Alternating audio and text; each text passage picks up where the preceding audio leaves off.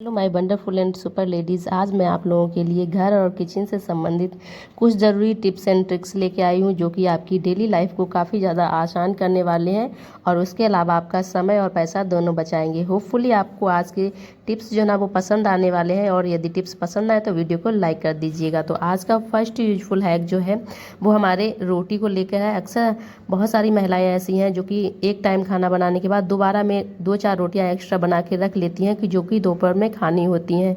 और कई सारी महिलाएं ऐसी होती हैं कि जो कि वर्किंग है या फिर किन्हीं ना किन्हीं वजह से उन्हें रोटी बना के रखनी होती है। तो फिर ऐसे में यदि हम सुबह वाली रोटी दूसरी टाइम खाते हैं यानी कि दोपहर में, तो फिर उसमें एक अजीब सी स्मेल आने लगती है, वो फ्रेशनेस नहीं रहती है जो रोटी में होनी चाहिए। तो आज मैं एक सिंपल सा हैक बताने वाली हूँ जिससे कि आप रोटी बना के सुबह रोटी बना के रख दें तो थोड़ी देर बाद यदि आप खाएंगे तो भी आपकी रोटी एकदम फ्रेश लगी रहेगी और खाने में भी उसका टेस्ट जो है ना वो बिल्कुल भी नहीं बदलेगा। और क्या करना है, आपको लेना है एक अदरक का टुकड़ा। जी हाँ, अदरक हम सब लोगों के घरों में इस समय मिल ही जाएगी। तो फिर आपको अदरक लेनी है और आपको लेने के बाद रोटी के ऊपर आपको रख देनी है। तो फिलहाल जो अदरक मैंने ली है उस अदरक को मैंने वॉश करके लिया है। आप चाहे तो छील के भी ले सकते हो, जैसी आपकी मर्जी है। और रोटी के ऊपर आप इस तरह से रख देंगे तो अदरक की जो फ्रेग्रेंस होती है ना, अदरक में एक तरह से जो एसिड होता है वो जो है ना वो रोटी की जो फ्रेशनेस है उस फ्रेशनेस को बिल्कुल बरकरार रखता है और रोटी हमारी लंबे समय तक बिल्कुल फ्रेश बनी रहती है। और आप इस तरह से आराम से रोटी जो है ना वो सुबह वाली आप दोपहर में भी खा सकते हैं। तो होपफुली आपको ये टिप जो है वो पसंद आई होगी। पसंद आई हो तो लाइक कर दीजिएगा।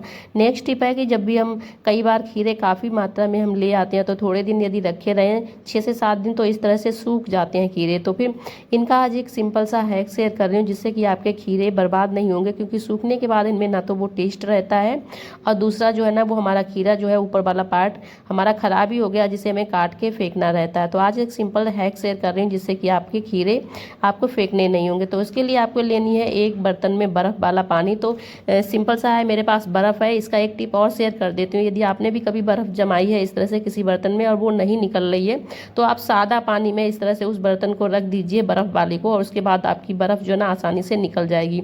तो अभी जैसे मैंने नॉर्मल पानी में रखा है इस बर्फ़ को तो आप देखेंगे ग्लास वाली बर्फ़ जो है वो घूमने लगी है और अब आसानी से आप इस बर्फ़ को किसी भी चीज़ में ट्रांसफ़र, दूसरे बर्तन में यानी कि ट्रांसफ़र कर सकते हो। तो ये तो बीच में बता दिया था, तो फिर बर्तन को अभी थोड़ा सा खाली करना था क्योंकि बर्फ़ बीच में अभी आएगी।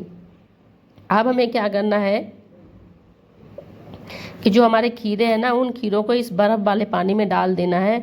और बर्फ़ वाले पानी में डालने से क्या होगा कि जो आपके खीरे हैं बिल्कुल सूखे हुए, एकदम आप बहुत ध्यान से देख लीजिएगा, बिल्कुल सूखे हुए खीरे जो है ना ये भी खीरे हमारे एकदम नॉर्मल से खीरे हो जाएंगे और उनका जो टेस्ट है ना वो टेस्ट भी सेम वैसा ही हो जाएगा जैसा हम एकदम फ्रेश खीरे को खाते हैं।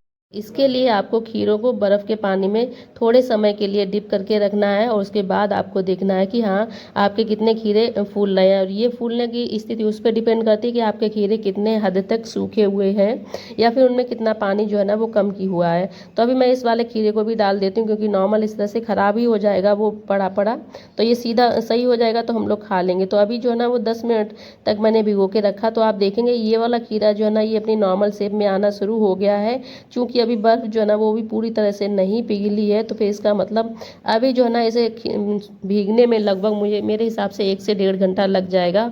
और 1 से 1.5 घंटा बाद मैं वीडियो नहीं शूट कर पाती, इसलिए मैं अभी आपको बता रही हूँ कि हाँ ये नॉर्मल शेप में आ जाएंगे और इसका फाइनल रिजल्ट जो है ना वो मैं अगले वीडियो में आपको जरूर दिखा दूंगी। वो है हमारी मक्खन को लेकर। तो अभी जो है ना वो मैंने जो हमारी जारी निकालते हैं हम दूध की, उससे मैंने मक्खन को कर लिया है अलग और इसे मैंने हाथ वाली जो रई होती है लकड़ी वाली वो उससे निकाला है और उसके बाद मैं इसे अब अलग कर लेती हूँ। इसे अलग करना बहुत ज़रूरी है, उसके बाद का हम आगे वीडियो देखेंगे कि हम क्या करने वाले हैं। और जो मैंने नैनी का निकालने का प्रोसेस है पिछले वाले वीडियो में दिखाया है, आप प्लीज़ वहाँ जाके एक बार चेक कर लीजिए, बहुत इंपॉर्टेंट वीडियो है। तो फिलहाल जो है ना वो मैंने नैनी को निकाल के अलग कर लिया। नैनी यानी कि हमारे यहाँ इसे मक्खन बोलते हैं।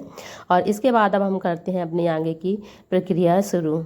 फ्रेंड्स, इस तरह से कुकर हम सब लोगों के घरों में बहुत सारे यूज होते हैं। काफ़ी लोग कई सारे कुकर एक साथ रखते हैं, लेकिन आपने देखा होगा कि यदि कुकर यूज करते हैं तो फिर कुकर के अंदर का जो भाग है आपने देखा होगा, चाहे कुकर हमारा स्टील का हो या एल्युमिनियम का हो, किसी का भी हो, आपने देखा होगा ये एकदम काला काला सा हो जाता है। और इस तरह से कुकर को स्क्रबर से साफ़ नहीं कर सकते क्योंकि स्क्रबर से साफ़ करेंगे तो एल्युमिनियम वाले कुकर बहुत जल्दी ख़राब हो जाते हैं, बहुत स्क्रैच आ जाते हैं और स्टील वाले में भी स्क्रैच आने के काफ़ी ज़्यादा चांसेस रहते हैं। तो इसलिए हम इसे स्क्रबर से, सॉरी, हमारा जो स्क्रबर होता है ना उससे साफ़ नहीं कर सकते हैं। तो क्या तरीका यूज करें जिससे कि हम बिना हाथ लगाए बहुत आसानी से अपने कुकर को साफ़ कर दें, जिससे कि इसमें जो दाग जैसे दिख रहे हैं, स्टेन दिख रहे हैं जो बहुत गंदे दिख रहे हैं, वास्तविकता में हमें इसे खाने का इसमें मन नहीं होता। तो ये सिंपल सा तरीका है। सबसे पहले गैस ऑन करनी है, आपको कुकर रख देना है, और ये प्रक्रिया आप चाहें तो आपकी यदि कढ़ाई भी इस तरह की है ना तो उस कढ़ाई में भी कर सकते हो।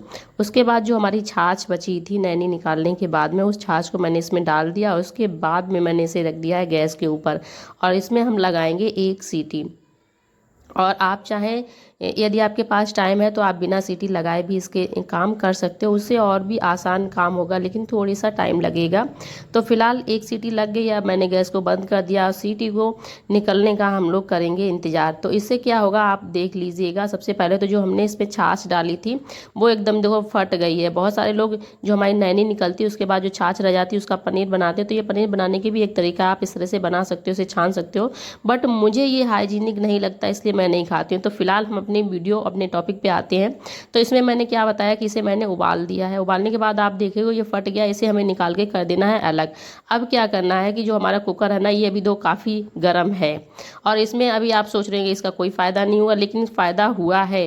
लगभग हमारा 19-20 हो चुका है, लेकिन ये सोचो अभी साफ़ हुआ, साफ़ नहीं हुआ। बट आपको क्या करना है, आपको नॉर्मल जो हम बर्तन मांजने वाला यूज करते हैं ना, प्लास्टिक का या फिर सिंपल सा स्कॉच, आप उसे ले लीजिएगा और साबुन लगा के, कोई सा भी साबुन, उससे आप अच्छे से इसे रगड़ दें।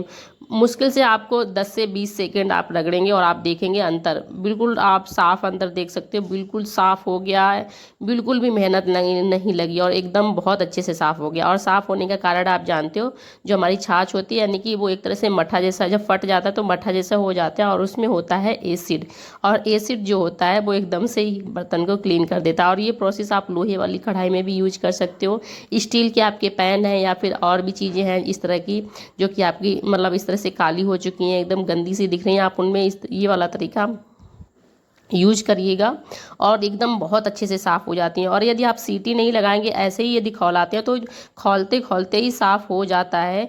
क्योंकि मैंने सीटी लगाई इसलिए मुझे इसे अलग से मांजना पड़ा, यदि सीटी नहीं लगाते तो ये ऐसे ही साफ़ हो जाता है। तो अब जो नेक्स्ट टिप है वो हमारी कुकर के इस तरह के लेकर है। कई बार आपने देखा होगा कि आपके नए कुकर होते हैं, उनकी जो रबड़ होती है ना ये ढीली हो जाती है, जिससे कि इसमें गैस नहीं भरती है और हमारा खाना जल्दी नहीं पकता है, यानी कि नॉर्मल तरीके से ही बहुत समय लग जाता है पकने में। कई बार हमारी बार बार गैस निकलती रहती है।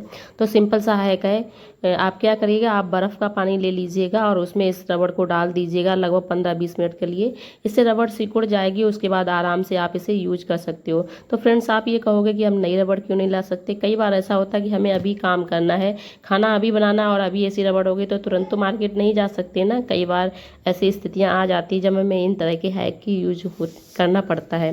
तो आप इस तरह से अपने कुकर की रबड़ को सही कर सकते हो। वीडियो अच्छा लगा तो फिर लाइक कर दीजिए। राधे।